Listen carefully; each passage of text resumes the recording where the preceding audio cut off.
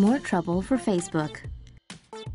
Social media giant Facebook has recently fired an engineer who allegedly used his privileges to stalk women online. Confirmed by TechCrunch, Facebook launched an investigation into a claim made by cybersecurity expert Jackie Stokes, who said the person was a security engineer and likely used privileged access to find women. According to the excerpt of a Tinder conversation posted by Stokes on Twitter, the engineer mentioned to a woman that he is a security analyst. Then he told the woman that he's a professional stalker, as he also tries to find out who the hackers are in real life. Okay, that's a bit weird. The professional stalker then confessed that he stalked the woman and admitted that it's hard to find out what she's like in real life. Oh, yeah, that's not creepy at all. Stokes said through the man's Tinder profile, LinkedIn, and Facebook's chief security officer Alex Stamos' connections on encryption key directory Keybase, the man is indeed a Facebook employee. After the exchange was revealed, Stamos said the pro stalker was immediately fired from his fancy Silicon Valley job. The social media giant later responded to the incident by saying that access is logged when employees request data outside their purview and that they're warned when the need for access is confirmed. Stamos added that Facebook has strict policy controls and technical restrictions so that employees can only access certain data they need for their jobs, and said whoever abuses the controls will be fired. The incident has become the newest case for potential abuse of user information, as Facebook chief executive Mark Zuckerberg said in early April that he made a huge mistake for not focusing on this aspect. Sit tight and let's stalk some people. Meaningful tattoos. Thai police recently arrested runaway Japanese Yakuza boss Shigeharu Shirai after pictures of his tattoos went viral on Facebook. The 74-year-old Yakuza boss fled his country after he was allegedly involved in shooting a gang rival in 2003. Shirai's tattoos led to his internet fame when someone uploaded a photo of him playing a checkers game. Other pictures show that Shirai was missing part of his little finger.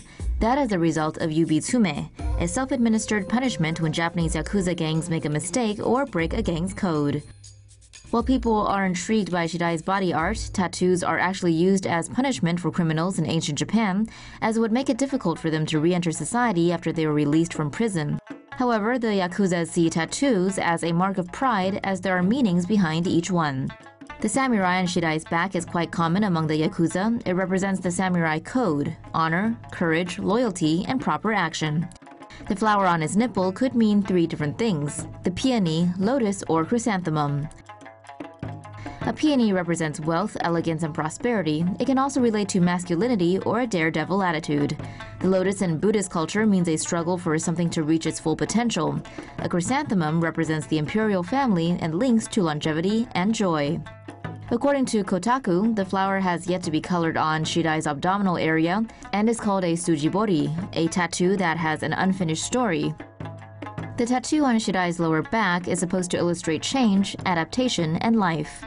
According to Thai authorities, Shirai will be charged with illegally entering Thailand and then deported to Japan to face the murder charges.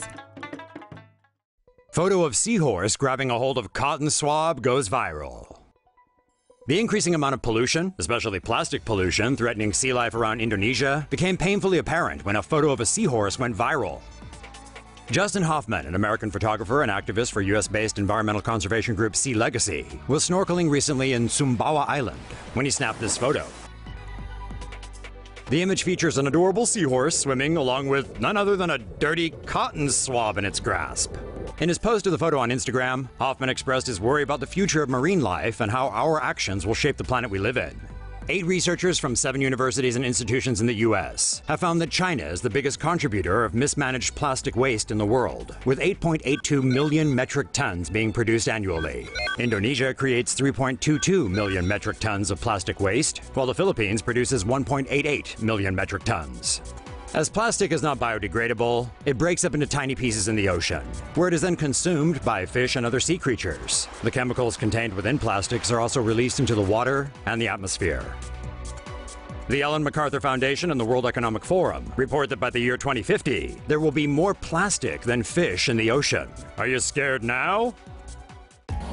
Thousands of bees swarm over Indonesia airplane's wing.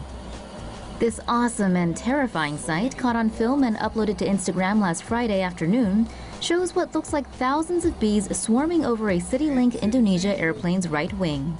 This plane landed at around 11:40 a.m. and was heading toward its parking spot when passengers noticed their vessel was surrounded by a swarm of bees.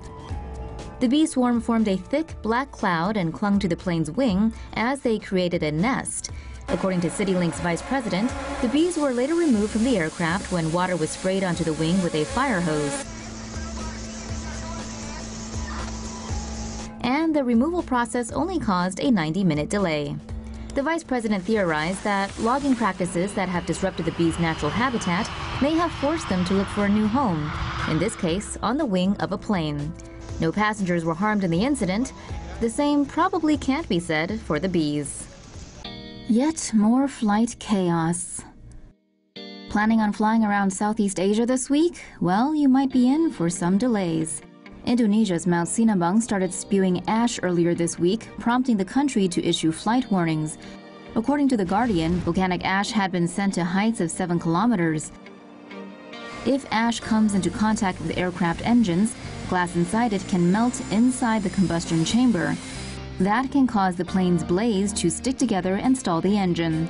Ash particles can also become lodged inside the pitot tubes, which are a plane's airspeed sensors. If blocked, they may provide pilots with false readings. The UN says the Pacific Ring of Fire is active. The Pacific has been rife with volcanic and seismic activity this week. After recent eruptions and earthquakes in the Philippines, Indonesia, Japan, and Alaska, the United Nations has warned the Ring of Fire is active. As the naming implies, it is a ring of hundreds of volcanoes spanning 25,000 miles across the Pacific Ocean. Much of it was created through the subduction of tectonic plates. This is where oceanic crust of the Earth clashes with heavier continental plates and is forced underneath them due to the weight. The resulting pressure is explosive and results in magma eruptions and earthquakes. Because of these subduction zones, the Ring of Fire is home to 452 volcanoes and around 90% of the world's earthquakes. Most of the plastic in the ocean comes from these countries. Plastic waste is slowly but surely taking over the world's oceans, and the bulk of them apparently comes from just 5 Asian countries. A study from Ocean Conservancy estimates that 55 to 60% of plastic polluting the oceans comes from 5 countries: China, Indonesia, Philippines, Thailand, and Vietnam. Uncollected and mismanaged waste on land accounts for about 80% of the 8 million metric tons of trash that flow into the oceans each year. Environmental organization Greenpeace claims corporations are also at fault for selling products in single-use plastic packaging, especially in so-called sachet economies like the Philippines. Various studies have shown that plastic pollution negatively impacts marine animals and may be indirectly affecting humans through the food chain. Fortunately, improving waste management practices in the 5 countries can result in a 45% reduction of global plastic waste leakage by 2025. In tackling plastic pollution, everyone has a role to play. From governments and big conglomerates to the people on the street, every bit helps.